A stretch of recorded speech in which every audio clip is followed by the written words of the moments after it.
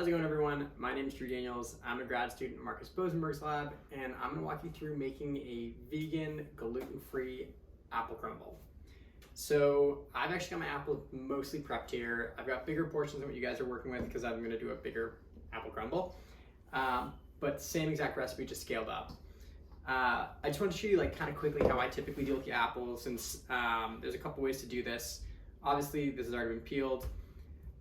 You can use a core if you have a core. I don't have a core, so what I like to do is basically just go and work around the apple, cutting the core out.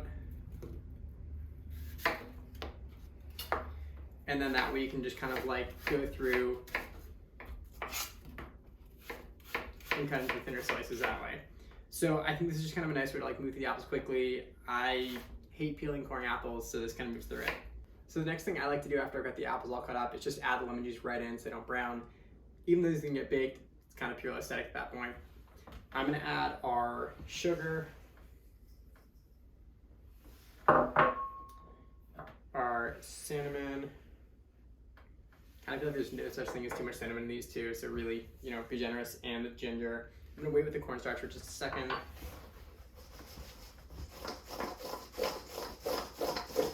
Give these guys a toss.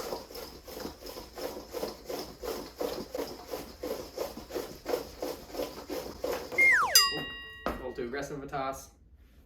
My dog will happily eat that later. And now I'm going to add the cornstarch in. The cornstarch is purely just as a thickener as this cooks. I just like to add in a little bit after because it can be very powdery and kind of plume if you start mixing it with everything else. If you ever corn syrup, you've probably experienced that. And I just like to kind of mix things until you see a bit of that liquid form at the bottom. The sugar is really being absorbed. You're drawing a little bit of the moisture out of whatever fruit you're working with, in this case apple, with all that sugar. And just getting a little bit of that goop in the bottom of your mixing bowl. So I'm gonna grab a baking sheet and we'll get this into that, and then we'll make the crumble. All right, so now I've got my oven-safe baking dish. I'm gonna just put all this stuff in here, hopefully somewhat elegantly. If it sits a little tall inside your baking dish, that's perfect. It's gonna cook down a bit, and we definitely want that starting height.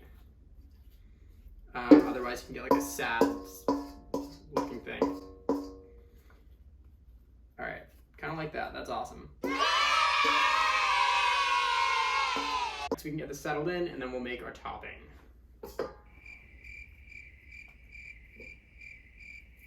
All right, so as far as the topping goes, we've got our rolled oats, our flour, our brown sugar, our cinnamon, and our olive oil. I did add some brown sugar to the top of this and a bunch more cinnamon. Just was kind of thinking about this needing a little more sweetness, and that's kind of what happened between takes. So yeah, there wasn't brown sugar originally. I will put that on your recipe, and that's what happened in the meantime. So we will throw everything into a bowl.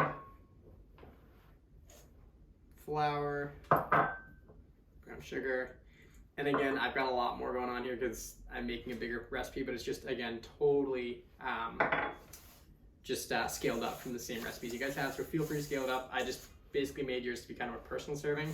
I want to mix all the dry stuff together, make sure that the brown sugar is kind of chunked up and mixed in, and then I'm going to add the olive oil in.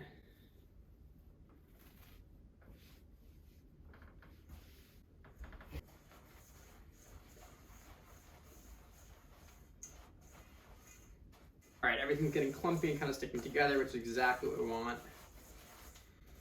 You can kind of see that.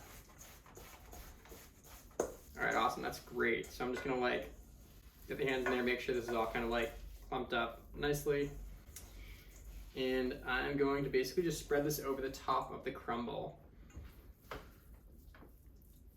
So this is gonna be that topping for it. So just spread it kind of evenly. I said it before, and I'll say it again, you can't go overboard with the cinnamon on this. And again, the addition of a little bit of the ground ginger too really helps to kind of bring out the cinnamon, and just kind of that spicy, hard to place flavor, but really good. All right, so I got my oven preheated to 350 already. This is gonna go into the oven for probably, for mine, I think it's gonna be closer to an hour plus.